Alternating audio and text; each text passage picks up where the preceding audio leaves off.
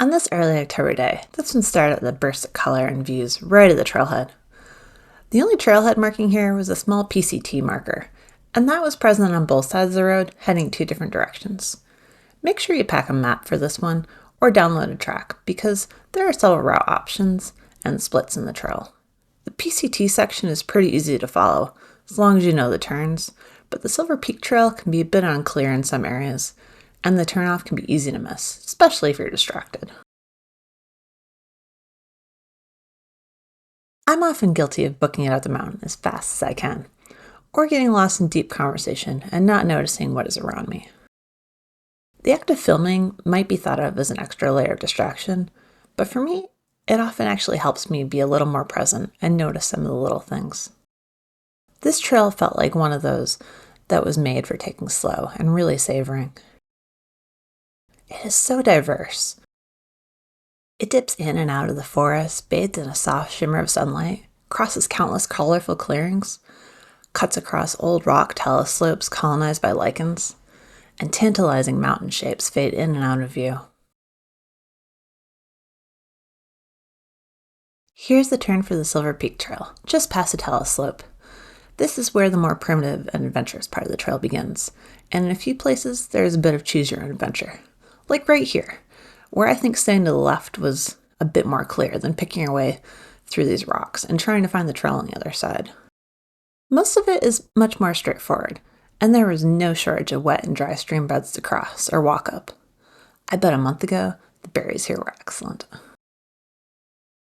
This scramble is another one of those places where our little dog put us to shame, flying up it and then looking down at us with a look that seems to say, "What is taking you so long? I already showed you how." This little guy is 9 now, and he never ceases to amaze us with some of his agility on the trail, while other times completely failing at jumping up on the couch and doing the bounce of shame, where he ends up back on the floor, dazed. Making sure he is safe on the trail, carrying around smelly poop bags, and trying to keep him the right temperature certainly make hiking more complicated. But his unbridled enthusiasm for getting on the trail and his excited wiggles when greeting other hikers usually makes it worth it. He is totally at home with roots, mud, snow, and dirt, and would often rather drink from a mud puddle than the filtered water we haul for him. But he draws the line at rocks that move. This mountain seemed like a gigantic, teetering rock pile, so it was probably a poor choice to bring him on. Luckily, he is small enough to pack, so we carried him through the fun part. Maybe our dog knows best when it comes to moving rocks. These ones really seem to be out to get me. The fun part seemed to come in 3 sections. The first loose rock climb, with a second loose rock climb hiding above that, and a final mild scramble to the top. None of it was too challenging, and usually exposure was very minor, but there were plenty of distractions in all directions. One of those distractions today was the stunning sky.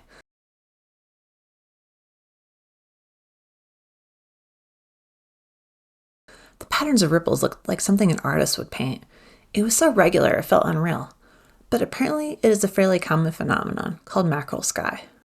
There is a meteorologist in my family who I'm sure could look around and have a pretty good idea of what to expect weather-wise, but I don't have that kind of knowledge.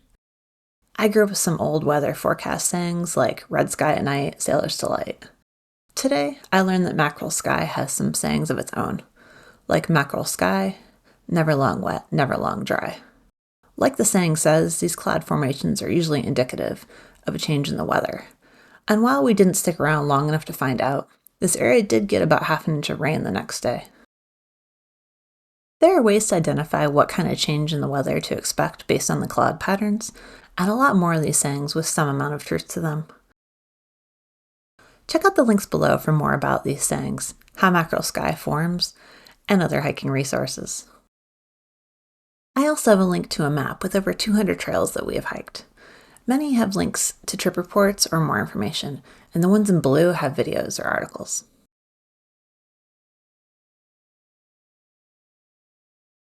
Thank you for joining us on this adventure. There are hiking resources below and information on free ways to help support this channel. The easiest is liking and subscribing. Thank you. Happy exploring.